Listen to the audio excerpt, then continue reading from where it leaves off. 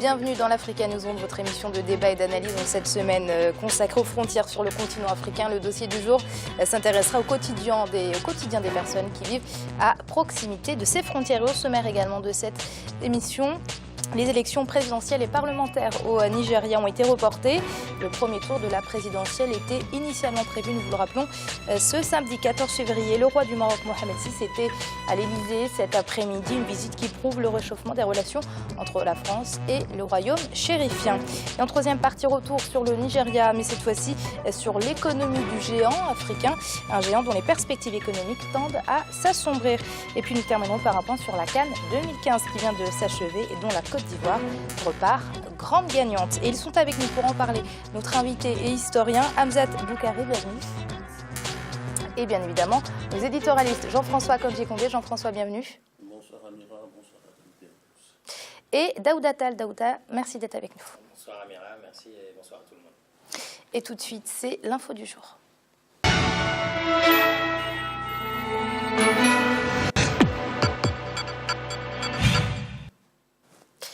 Au Nigeria, le scrutin présidentiel et législatif a été repoussé au 28 mars. C'est la décision prise par la Commission électorale nationale indépendante ce samedi 7 février pour les forces de sécurité du pays en guerre contre Boko Haram dans le nord-est du pays. La sécurité des électeurs ne serait pas assurée. Ils craignent une attaque du groupe terroriste au moment du scrutin. Le point tout de suite avec ce sujet d'Ibra Khadindiaï. Report du scrutin présidentiel au Nigeria. Initialement prévu le 14 février, les élections présidentielles et législatives ont été renvoyées au 28 mars 2015 par la Commission électorale nationale indépendante suite à une demande des responsables de la sécurité du pays. Ces derniers ont en effet jugé déraisonnable de maintenir la date des scrutins au 14 février face à la menace de Boko Haram. Ils craignent en effet que la nébuleuse islamiste profite de l'absence des forces de défense au front contre les islamistes pour commettre des massacres. Si la sécurité du personnel, des électeurs, des observateurs électoraux et du matériel électoral ne peut pas être garantie, la vie d'innocents jeunes hommes et femmes ainsi que la perspective d'élections libres, justes et crédibles serait grandement compromise.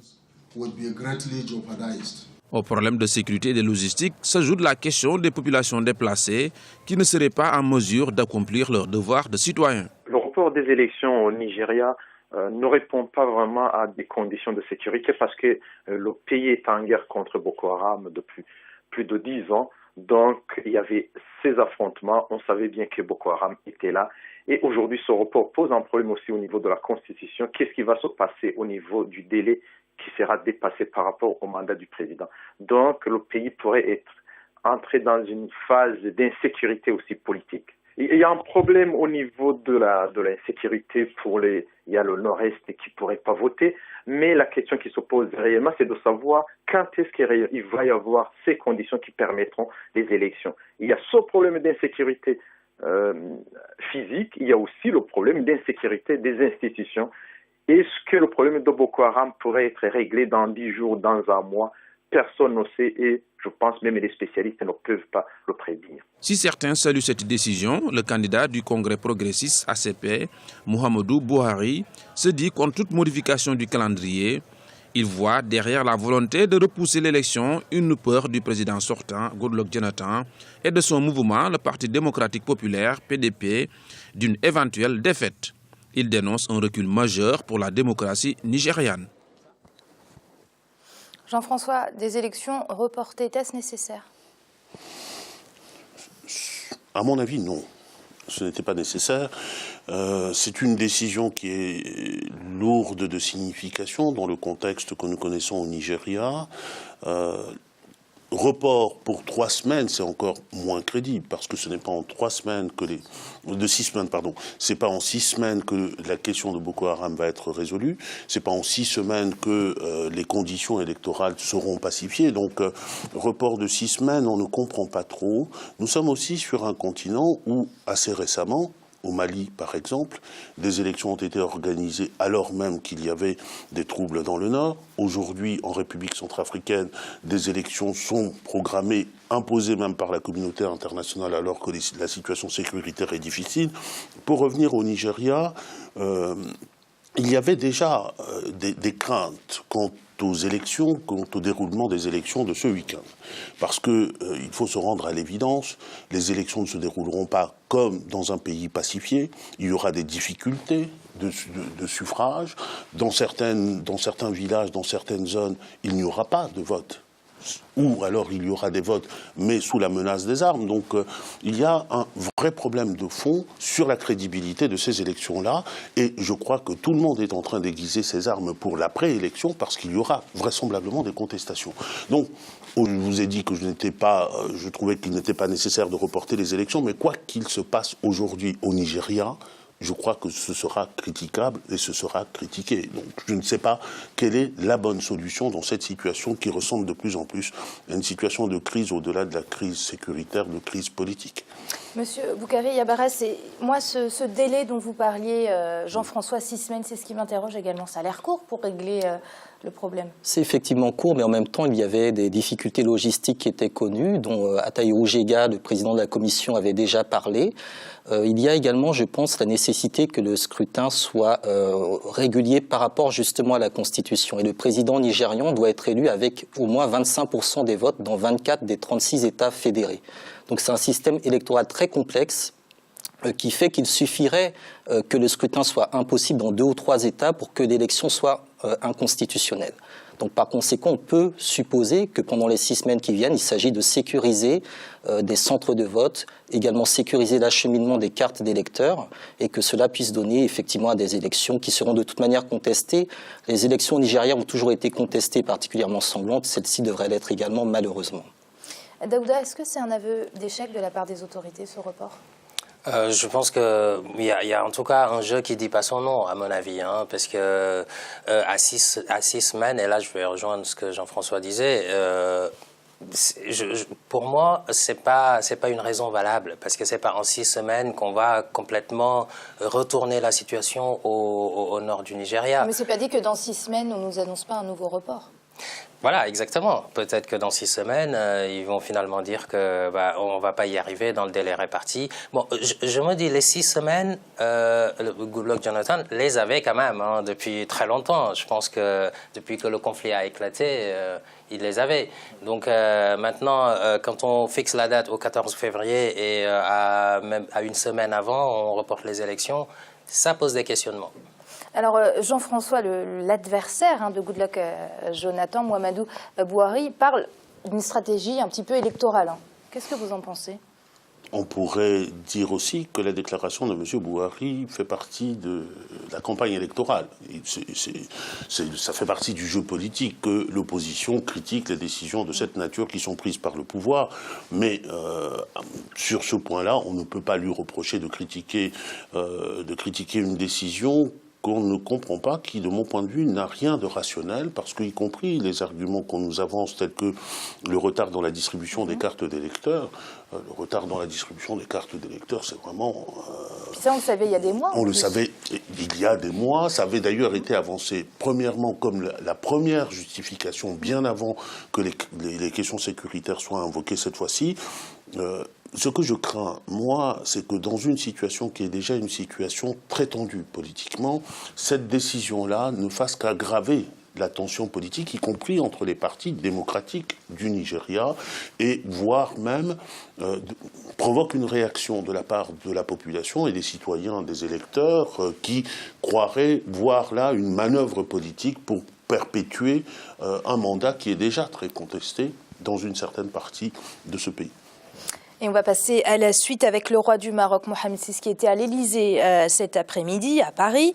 Une visite qui illustre le réchauffement des relations diplomatiques entre la France et le royaume chérifien. Depuis 1 an, nous vous le rappelons, les services policiers et judiciaires des 2 pays avaient cessé toute coopération. Le point tout de suite avec ce sujet de Kekeli Afeto. Le président français François Hollande recevra ce lundi 9 février le roi Mohamed VI au terme d'une période d'1 an de brouille diplomatique entre Paris et Rabat. Le roi sera reçu à l'Élysée à 17h GMT.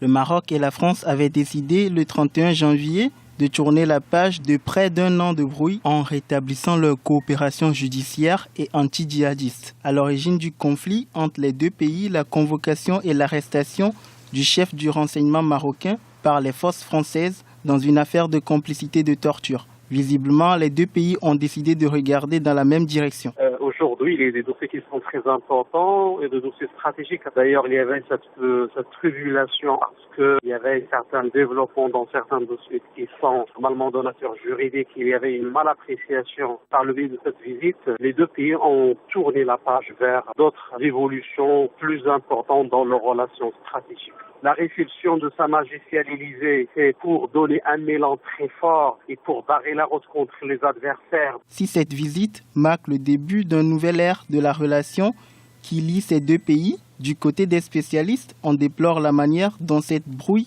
a été gérée par les autorités françaises. Les autorités françaises n'ont pas fait preuve de responsabilité sur le plan diplomatique à propos de nombreuses personnalités marocaines. Que ce soit le ministre des Affaires étrangères, que ce soit le responsable des services secrets au Maroc, que ce soit d'autres personnalités à qui on a réservé un traitement, disons, de seconde zone, et c'est le moins qu'on puisse dire à ce propos. Je crois qu'aujourd'hui, Sa Majesté, la visite de Sa Majesté Mohamed VI en France prouve encore une fois que les choses se sont stabilisées. Le Maroc avait suspendu fin février 2014 sa coopération judiciaire avec la France à la suite d'une crise bilatérale. Les policiers français avaient déposé une plainte contre le chef du renseignement du royaume, Abdelatif Amouchi, pour complicité de torture, suivie d'une série d'incidents et d'impairs diplomatiques. Monsieur Boukari Yabara, la coopération judiciaire a repris. Certains la justifient par des liens historiques très forts. On peut également penser que ça a été motivé côté français par la nécessité d'identifier les franco-marocains partis combattre aux côtés de Daesh. Oui, ça peut être effectivement l'un des éléments qui est en jeu. On sait que le Maroc est un point stratégique dans la question sécuritaire concernant notamment tout le bassin méditerranéen et l'Afrique du Nord également. On sait également qu'il y a un certain nombre de conflits à régler dans l'arrière-pays marocain. Donc on peut penser que tous ces éléments-là font qu'il était nécessaire pour Paris et Rabat de normaliser leurs relations, tout en sachant que la brouille est aussi liée à des questions, je pense, de fierté nationale de part et d'autre et d'un certain orgueil qui a pu être blessé à juste titre. Jean-François, une coopération judiciaire qui apparaissait vraiment nécessaire pour la France au vu de ce qui se passe actuellement. Bien sûr, Amira, mais ce que je crois, c'est que surtout le roi du Maroc a géré cette affaire de main de maître diplomatiquement. Le Maroc n'a pas décidé de suspendre ses relations économiques, commerciales, etc. Il a décidé de suspendre une forme de coopération particulière qui est la coopération policière et judiciaire. Et la coopération policière, elle est nécessaire, pas seulement pour la France, elle est nécessaire pour l'ensemble de l'Europe, puisque le Maroc est lié par un certain nombre d'accords avec l'Union européenne, avec un certain nombre d'États. Et le Maroc, comme beaucoup de pays du bassin méditerranéen, sont considérés comme la porte. C'est la première porte d'Europe, d'une certaine manière. On attend d'eux qu'ils maîtrisent l'immigration vers l'Europe, on attend d'eux qu'ils règlent les problèmes de sécurité, et évidemment, lorsqu'on suspend ce type de relation-là, il y a une sorte de brèche dans la forteresse. Et je pense que d'un point de vue diplomatique, on dit toujours qu'il n'y a pas, les États n'ont pas d'amis, ils ont des intérêts. Et le roi du Maroc a parfaitement joué le jeu qu'il fallait jouer sur le plan diplomatique. Il n'y a pas de jugement de valeur à avoir là-dessus, et sans jugement de valeur, je lui dis chapeau. Alors, Daouda, on peut dire aujourd'hui que les relations entre la France et le Maroc sont de nouveau au beau fixe ? Oui, ils sont de nouveau au beau fixe, après quelques passages tumultueux. Après, moi, l'observation que je fais, c'est qu'en France, il y a quand même une justice indépendante. Il y a la séparation des pouvoirs, en tout cas comparé à un certain nombre de pays. Donc, ça pose quand même la question de l'origine même de cette brouille entre les deux États. Toujours est-il que, étant donné que ça a été résolu de manière diplomatique, parce que l'enjeu aussi, c'est à la fois la sécurité et l'économie. On sait très bien que le Maroc, la France est l'un des gros partenaires du Maroc quand même. Bon, je pense que le Maroc ne pouvait pas longtemps non plus se passer de cette coopération, mais il a bien fait de résister à ce qu'il estimait pas très correct. Je pense aussi que le problème sahraoui, du Sahara occidental, la France a forcément besoin du Maroc pour la résolution notamment du conflit au Mali, puisque on sait que l'État marocain, le Royaume, rencontre de temps en temps aussi, dans le cadre de la médiation algérienne, ceux qui prennent les armes au niveau du Nord Mali. Donc tout ça, c'est autant de questions qui font que c'est un dénouement heureux. Et ce sera le mot de la fin, en tout cas pour cette première partie, puisque c'est la fin. On va marquer une courte pause. On se retrouve très vite pour le dossier du jour consacré aux frontières sur le continent africain. À tout de suite.